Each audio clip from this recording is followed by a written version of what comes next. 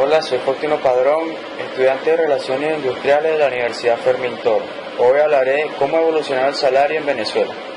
En los albores de la democracia, el salario en nuestro país se ha ido ajustando en la medida en que la inflación ha mermado el poder adquisitivo de los trabajadores. En un comienzo concertado entre gobierno, empresarios y trabajadores, hasta la actualidad unilateralmente por el gobierno. Esto ha hecho de manera lenta a comienzos de los años 70 y a partir de los últimos 15 años se ha visto la necesidad de aumentarlo varias veces, en un mismo año acrecentando la espiral inflacionaria ya existente. Se ha variado el salario de los trabajadores públicos y privados, de los rurales, de los pensionados, castigando a los trabajadores gubernamentales que basan dichos salarios en una contratación colectiva, médicos, maestros, profesores. En Venezuela, ya de la promulgación de la Ley del Trabajo de 1936, siguiendo el ejemplo de muchos países, se regulaba la posibilidad de establecer salarios mínimos obligatorios para industrias o ramas determinadas, tanto por lo que respecta a los trabajadores de salario fijo como a los trabajadores a destajo, artículo 81. No se trataba, al parecer, del salario mínimo vital, propiamente, el cual se ha entendido siempre como un mínimo salarial de subsistencia que debería recibir toda persona que realiza un trabajo para terceros. Tanto en la Ley Orgánica del Trabajo de 1990 como en su reforma de 1997 se ha mantenido cierta ambigüedad con respecto al concepto de salario mínimo vital en su forma más restringida o específica, al entremezclarlo con el concepto un tanto más amplio de salario mínimo obligatorio que permite establecer diferenciaciones por ramos de industria, de profesión, etc.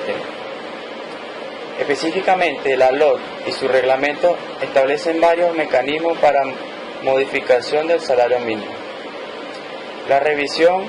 concertada. De acuerdo a la ley de 1997, una comisión tripartita nacional debe realizar los salarios mínimos por lo menos una vez al año, tomando como referencia, entre otras variables, el costo de las canastas en alimentaria. El Ejecutivo, a partir de dicha recomendación, fija el monto, artículo 167. La Comisión Tripartita Nacional estará integrada por la organización sindical de trabajadores y de empleadores más representativa y por el Ejecutivo Nacional. La participación democrática y protagónica durante el año 2006 mediante el decreto número 4447 del 25 de abril, publicado en la Gaceta Oficial número 38426 del 28 de abril de 2006, se añade la figura de la Mesa de Diálogo Social, a la cual se le asigna atribuciones similares a la de la Comisión Tripartita, añadiendo como actor a las organizaciones más representativas de la economía popular y supeditando a la participación de dichas organizaciones a lo establecido en el artículo 430 de la LOT y a la vigencia de sus juntas directivas en lo que respecta al periodo de elección. A esta mesa técnica de carácter nacional la apoyaría un equipo técnico que serviría de secretario permanente e instancia de asesoría técnica, el cual estaría integrado por los técnicos del Ministerio del Trabajo y al menos un representante de los sectores que integran la mesa, artículo 66. Por decreto o resolución del Ejecutivo, además, indica que el Ejecutivo Nacional, en caso de aumento desproporcionado, el costo de vida, oyendo previamente a los organismos más representativos, patronos y trabajadores, al Consejo de Economía Nacional y al Banco Central de Venezuela podía fijar salarios mínimos, artículo 172. En las primeras de cambio y dada la conformación del sistema de relaciones de trabajo, la Comisión Tripartita asume su responsabilidad de discutir los niveles de incremento del salario mínimo, pero las transformaciones impulsadas a partir del gobierno de Hugo Chávez, entre las que destacaba la aprobación de la nueva Constitución Nacional en el año 1999, cambian el mapa institucional, lo cual afecta la corrección de fuerzas y la propia conformación de los actores del mundo del trabajo. Esto se va a profundizar durante los años siguientes hasta llegar a una crisis que, entre otras cosas, generó la ruptura del diálogo entre los actores tras el golpe de Estado o vacío de poder el 11 de abril del 2002 y más tarde con el paro cívico nacional de finales de 2002 y principios del 2003. Luego de estos sucesos, algunos de los representantes de los actores del mundo del trabajo han clasificado a todos y cada uno de los incrementos del salario mínimo como decisiones unilaterales por parte del gobierno nacional. A partir de 1997 y como referencia a este nuevo esquema normativo se ha ido consolidando una política de incremento del salario mínimo anual, dando como resultado un total de 13 incrementos entre los años 1997 y 2008, cifra que contrasta con los 6 incrementos del salario mínimo decretados durante los años 1974 y 1996. Esto significa que se ha ido duplicando el número de incrementos realizados apenas 10 años. Esta política de carácter público, según representantes del Gobierno Nacional, estaría orientada a la mejora de la calidad de vida de los trabajadores. No obstante, la discusión sobre el incremento del salario mínimo y específicamente el proceso a seguir para la determinación del monto y esquema de incremento no resultan para nada sencillos y en definitiva terminan por trastornar directamente al mercado de trabajo, generando un alto impacto en aspectos claves como precios y valores de artículos y servicios. En realidad, lo que realmente interesa en la capacidad de compra del salario mínimo para lo cual el valor nominal de su monto debe expresarse en términos reales. Una decisión tan importante como la del incremento del salario mínimo debe tomarse con referencia a ciertos indicadores que reflejen el comportamiento del mercado de trabajo y especialmente la situación del contexto económico, ya que este tipo de medidas impactan directamente en los niveles de empleo, en el poder adquisitivo de los trabajadores y en general en el nivel de calidad de vida. Tradicionalmente, los indicadores de referencia utilizados por los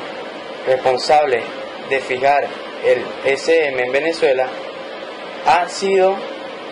el costo de la canasta alimentaria normativa, el índice de precio al consumidor y el costo de la canasta normativa. Debemos resaltar que indicadores clave como la productividad, el tipo de cambio y la propia evolución de la economía no ha sido fundamentalmente a la hora de tomar esta importante decisión. De acuerdo a cifras oficiales, el desempleo ha ido descendiendo durante los últimos años. Sin embargo, aún constituye la parte nada despreciable de la población económica activa, alrededor del 9%. Resulta evidente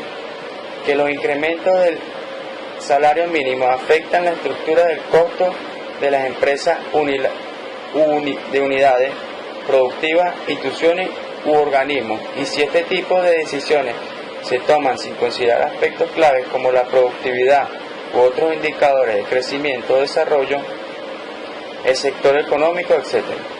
Esta tiene un efecto directo sobre el índice de precios al consumidor. A las medidas de incremento se suma la práctica de decretar inmovilidad laboral, asumida por el Gobierno Nacional como política para controlar la estabilidad en el empleo, vigente desde el año 2002 y prorrogada hasta hoy en día, lo cual genera mayor presión en el mercado del trabajo, obligando a las empresas a mantener su plantilla independientemente de los resultados de su gestión. Las organizaciones en general reaccionan disminuyendo la demanda de la mano de obra en el mercado. Creemos que este tipo de medidas desincentiva la creación de nuevos empleos, al menos en el sector privado, el cual depende de la gestión óptima de sus recursos. Este es uno de los grandes retos en cuanto a la definición de política pública en materia salarial, ya que se genera una gran presión especialmente sobre los menos favorecidos, los desempleados. En términos generales, el concepto de salario vital reconoce que a los empleados se les debe pagar un salario que asegure condiciones decorosas de existencia, de manera que entiendan las necesidades razonables de los trabajadores.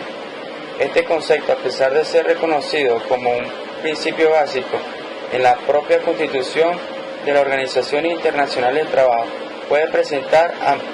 ambigüedades e incluso dificultades de su aplicación fundamentalmente. De la interpretación de él dependen métodos de cálculo para determinación de los niveles de suficiencia y de capacidad de compra del monto, nómina, etc. En definitiva, no existe un método perfecto para su cálculo. Tradicionalmente se ha utilizado como referencia fundamental el índice de costo de vida, pero ha quedado claro que su definición pasa por el análisis de indicadores